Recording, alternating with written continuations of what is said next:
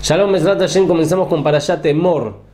En las Parshiot pasadas vimos cómo la Torá diferenció al pueblo de Israel del resto de los pueblos, bien sea en no ir tras la idolatría, en las relaciones prohibidas, en el alimento del pueblo de Israel que tiene que ser distinto del de todos los pueblos. Y ahora la Parashá viene a hablarnos con respecto a la diferencia que hay dentro del pueblo de Israel, es decir, dentro de los Kohanim y el resto del pueblo, que son distintos de todo el pueblo, y también entre la diferencia que hay entre el Kohen Gadol, el gran sacerdote, el gran Kohen, y el resto de los Kohanim. ¿En qué se manifiesta esta diferencia de santidad? En dos puntos principalmente, bien sea en el hecho de que los Kohanim no pueden ir a enterrar a un muerto, incluso una persona que tenga una amistad muy cercana. De todas maneras, solamente la Torá les permite impurificarse, porque sabemos que el que está en contacto con un muerto o bajo el mismo techo queda impuro, porque el muerto es Abía Bota Tumá, y el que está en contacto con él, de la manera que sea, como hay que estudiarlo por sí mismo, se transforma en Avatumá, se transforma también él en impuro. Entonces no puede, solamente por sus cercanos más cercanos, como vamos a ver ahora, y el Kohen Gadol incluso menos posibilidades tiene de impurificarse. Otro punto en el cual se manifiesta la diferencia entre los Kohanim y el resto del pueblo es con respecto a quiénes son las mujeres que tienen permitido casarse, que no toda mujer Yehudía se puede casar con un Kohen, como vamos a ver ahora, y el Kohen Gadol más todavía la restricción. ¿Por qué realmente hay diferencia? Tenemos dos caminos en los comentaristas. Hay quienes quieren explicar por el hecho de que los Kohanim, ellos trabajan en el Beit HaMikdash y ellos no pueden estar impuros, porque cuando están impuros no pueden trabajar en el Beit HaMikdash, no se puede entrar al Beit HaMikdash, como dijimos, en forma impura. Entonces la Torá minimiza las posibilidades, las probabilidades de que el Kohen quede impuro, y en el Kohen Gadol más aún. Pero ya vimos que el Ramban y también el Midrash, otros comentaristas explican que no es solamente eso el punto, sino que hay otro punto acá, que realmente los Kohanim tienen un nivel espiritual más elevado que el resto del pueblo, ya que ellos trabajan en la casa del rey, en el castillo del rey. Ellos ven la cara del rey de Kodosh Baruj Hu en el Beit HaMikdash. Por eso no es óptimo y no es correcto que ellos estén ocupados en impureza y no queden impuros, ya que ellos tienen que estar siempre trabajando frente a Melech Malchei Amlachim, a Kadosh Baruj Hu, y el Kohen Gadol más aún. Ahora sí, vamos entonces a entrar en las leyes por sí mismas. La Torá dice que el Kohen normal no puede impurificarse, no puede ir al entierro solamente de su padre, su madre, su hermano o su hermana que todavía no está casada, pero por el resto de personas no puede el Kohen impurificarse. Solamente por estos que dijimos sí tiene la permisión e incluso mitzvah de ir a enterrarlos. Y sigue la Torá y advierte nuevamente a que los Kohanim no rasguen sus ropas o que rasguen sus piel o se corten el pelo por el sufrimiento a los muertos, como vimos en la parasha pasada, que eso es una advertencia para todo Am Israel, de que es una costumbre de los Goim, de que por sufrimiento se rasgaban la piel o se hacían marcas en el pelo. Y la Torá vuelve y lo repite con respecto a los Kohanim en forma específica. Y la pregunta es ¿por qué? Si ya lo sabemos.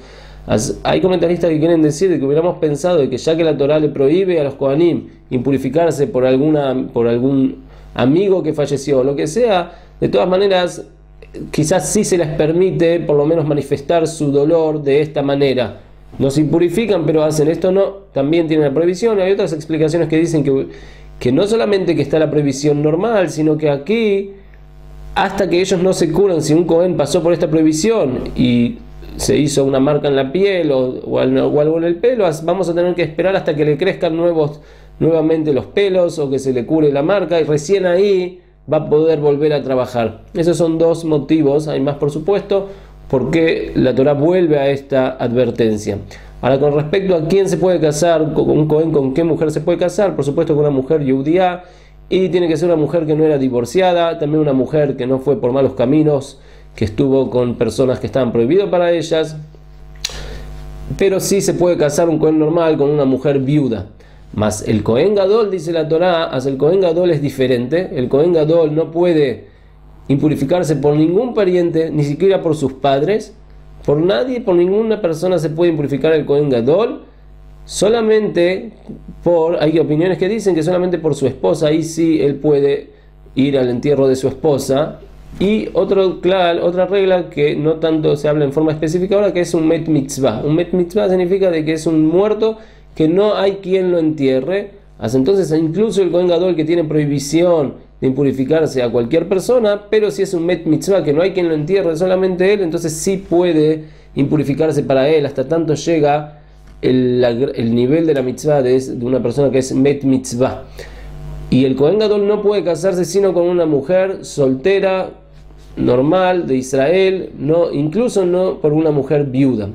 Ahora la Torá sigue contándonos con respecto a que una hija de un Cohen que está comprometida y salió del camino y tuvo una relación prohibida es muy grave, y no solamente ella está haciendo una transgresión, sino que también está pasando por el kabod de su padre, y eso, ya que el padre es Cohen, eso hace que toda la Keuná quede con un mal nombre y entonces recibe una pena de muerte muy muy grave.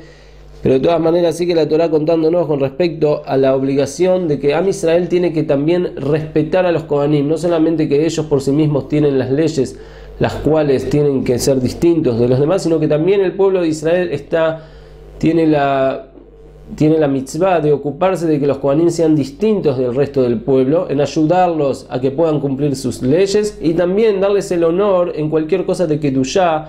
Por ejemplo, ellos son los primeros que hacen brajá, cuando hay que darle, para el zimun se le da primero a los Kohanim. Si hay un Kohen entre el público, así hay que darle que él haga el zimun, que sea el primero que hace la brajá. También hay una prohibición de usar a los Kohanim, no se puede usar un Kohen para que me haga un favor para algo no Kodesh. Eso es una prohibición, usar un Kohen, algo parecido como la prohibición de usar a un Talmid Jajam, pedirle que el Talmid Jajam haga un trabajo para mí.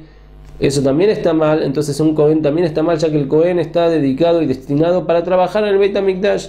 Y esa prohibición incluso en los días de hoy, que no tenemos Beit HaMikdash, Bezrat Hashem Bekarov, dentro de poco que Hashem nos reconstruya el Beit HaMikdash, de todas maneras la prohibición de usar a los Kohanim sigue. Y sigue la Torá contándonos con respecto a la prohibición de un Kohen que tiene cierto tipo de defecto, un mum. O sea, hay dos tipos de mumim, de defectos. Hay defectos en el cuerpo del Kohen, los cuales se reparan, pasan y se vuelve a estar completo el Kohen, y hay algunos mumim, defectos, los cuales no pasan.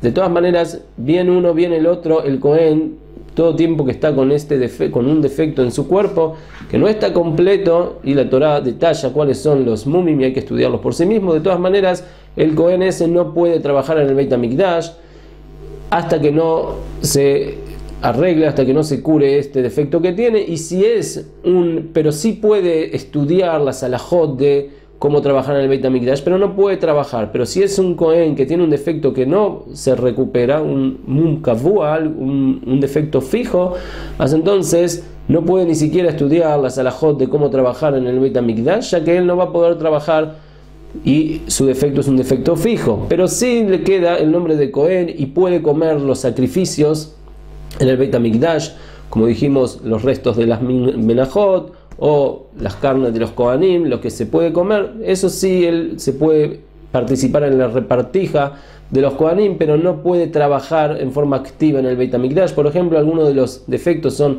una persona que tiene un defecto en la vista, o que le falta una mano, o tiene rota una pierna, etcétera. Varios tipos de defectos, los cuales no le permiten al Kohen en ese estado trabajar, ya que el Kohen que está sirviendo a Hashem tiene que estar en una forma completa. No es un problema personal con él, pero no es la forma adecuada de cómo servir al Melech Malchei Amlachim en el Beit HaMikdash, sino solamente un Kohen que está en su forma corporal, en forma completa. Y hay explicaciones que dicen que el cuerpo también indica con respecto a la situación espiritual, entonces tiene que ser que el Kohen esté en un estado completo, y así realmente el trabajo es óptimo y aceptado para Kadosh Baruj Hu.